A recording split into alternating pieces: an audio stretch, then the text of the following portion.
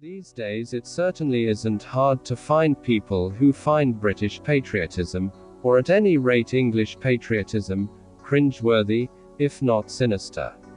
However, years of the encroachment of explicitly left-wing, internationalist ideology into the educational establishment, which seems to have been aimed primarily at the teaching of history, make me unsurprised that English patriotism has waned, particularly among the educated, cosmopolitan middle classes. I shudder at the ignorance of these people regarding our place and role in the world, and their wholesale and unreflecting acceptance of our temporary dominion over much of it as an unqualified evil. Demonstrably, they are not proud of their history because their history was never properly put into context for them.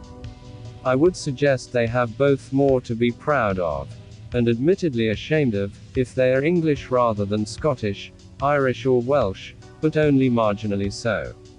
Britain was definitely a collective effort, but one that was built primarily on English foundations.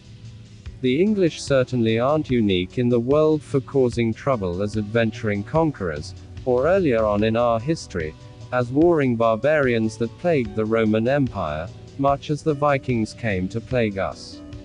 In our time we have been both enslavers and enslaved, debtors and creditors, the innocent victim and the guilty aggressor. But it is vital to remember that the same is true for just about every race of people on this earth. It is senseless to compare us morally to other ethnic groups as though we are uniquely evil. Tyranny, conquest, enslavement and subjugation are ubiquitous throughout human history.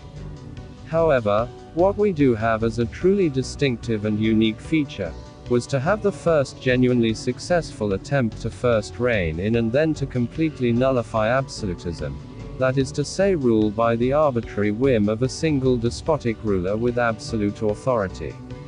Even in the earliest times of the English nation, Anglo-Saxon kingship was far more based on consent and participation than the Roman-influenced alternative on the continent.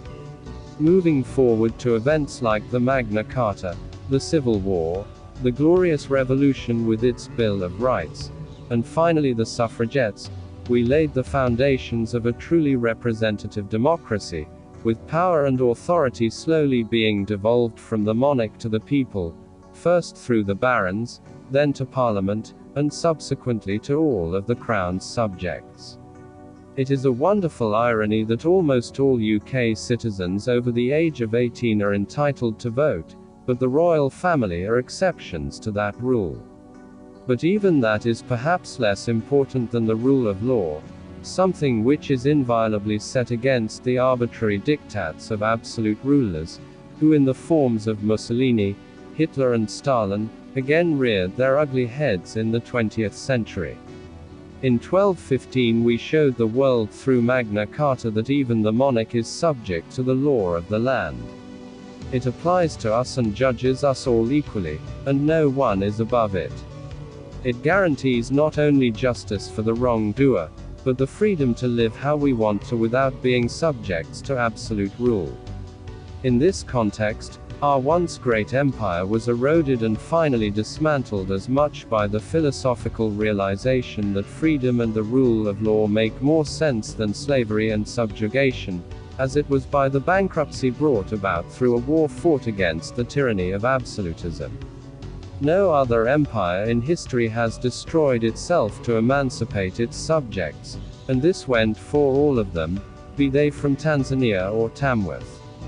Indeed, no other empire had ever not only abolished slavery but almost single-handedly policed its abolition at enormous cost to itself, in an imperfect but earnest effort to live up to its ideals.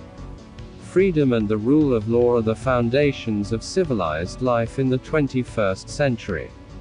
That is what the English gave the world, and that is what English people have to be proud of.